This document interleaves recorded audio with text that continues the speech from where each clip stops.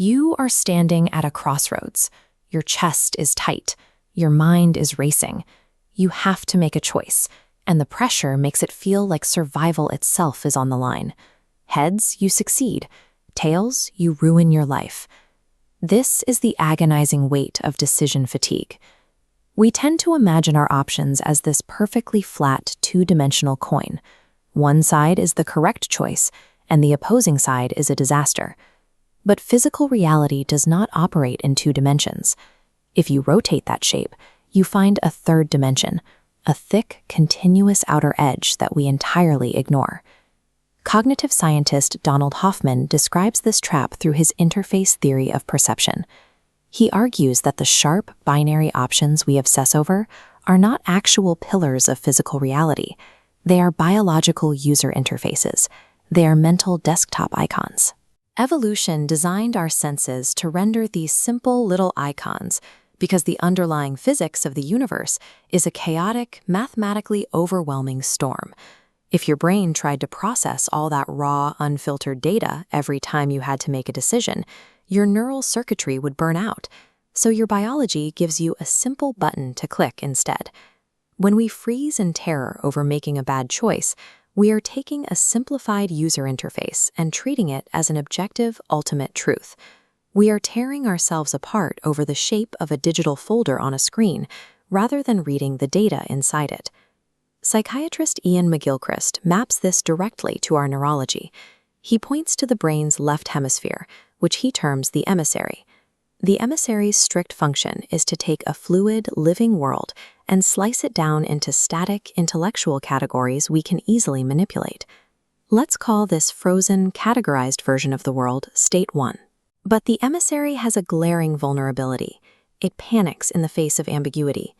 Because it lacks the broad contextual awareness provided by the right hemisphere, the left brain demands immediate, concrete answers to function. That intense psychological suffering you feel before a big decision is your emissary freaking out. It is desperately trying to swat a spinning coin out of the air, trying to force a premature landing before the physics play out. By forcing that landing, you lock yourself into what philosopher Alan Watts called the prison of the word. You start artificially carving up reality into rigid, useless definitions that have no actual bearing on the situation you are facing. Allowing this panicked, reductive part of your brain to dictate your actions isolates you from the dynamic flow of the event. You guarantee your own misery by fighting the current instead of learning how to swim in it. Instead of forcing the coin down, just watch what happens when it lands on its edge and spins. At high velocity, the strict boundary between heads and tails disappears entirely into a gyroscopic blur. This active spin is state 0. In quantum terms, it operates like a superposition. It is the raw, unrendered data of reality, existing in a state of pure potential before your intellect steps in to slice it apart. Ancient Taoist thinkers recognized this state thousands of years ago. They called it Pu, or the uncarved block. It represents an original, undivided simplicity, the true nature of a situation before we carve it up with our expectations. This brings us back to Alan Watts. He styled himself as a philosophical rascal, precisely because he understood that to bypass the emissary's panic, you had to shatter its rigid linguistic definitions. Watts practiced a kind of holy nonsense. He would walk right up to a butterfly and speak to it in playful, pseudo-Japanese gibberish. By deliberately rendering language useless, he short-circuited his own logical mind. He forced the artificial map to collapse so he could actually experience the unmapped territory in front of him. When you stop trying to label the spin, the uncertainty stops being a threat. It simply becomes a space to play. You are no longer trapped by a binary menu of options. You are free to experience the present moment exactly as it is. The philosopher Zhuangzi described this exact positioning as the axis of the Tao. It is the perfectly balanced, neutral center of the spinning coin. When you locate this axis, the opposing forces of your decisions cease to clash against one another. Occupying this center requires the Taoist practice of Wu-Wei. While frequently mistranslated as doing absolutely nothing, Wu-Wei is actually effortless action. It is the discipline of acting without anxious striving. To apply Wu-Wei to your own choices, you have to step back.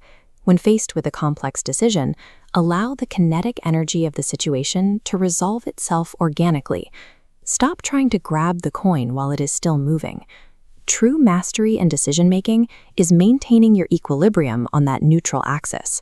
By letting the dynamic tension run its course, you allow those competing variables to synthesize into a natural, inevitable outcome. Eventually, the physical world takes over. The kinetic energy dissipates. Gravity asserts itself. The spinning wave function of state zero collapses, wobbling and slapping down flat onto the table to become a fixed state one. The 17th century philosopher Baruch Spinoza categorized this exact moment under the doctrine of blind necessity. Spinoza argued that absolutely nothing in the universe is contingent. Every single outcome follows strict, unbending natural laws. This determinism is a foundational reality.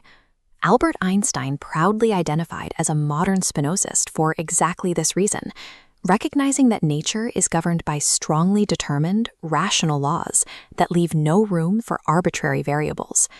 So the moment the decision lands, the abstract concepts of success or failure evaporate. The universe has simply rendered the next inevitable frame of reality, completely free of human judgment. This brings us to the primary rule of the sovereign protocol. The very second the coin hits the table, all narrative resistance must immediately cease. No regret, no lingering what-ifs.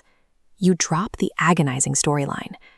You can absorb incoming external decision pressure, which we'll call P, using a very specific physical framework. We convert that pressure into rotational energy around a fixed central point, your sovereign mast. The pressure strikes, but the mast simply spins gyroscopically, absorbing the kinetic energy without bending or breaking. By abiding by this deterministic protocol, you fire the left-brain emissary from its management position.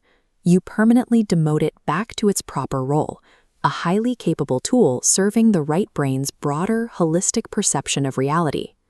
The operational commands are blunt. Check the reality of the collapse. Document the outcome. Execute your next move based entirely on the new physics of the board. And stay limber.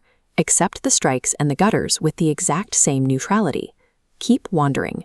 For a deeper dive into the physics of choosing, access the research vault at journey.czwx.xyz.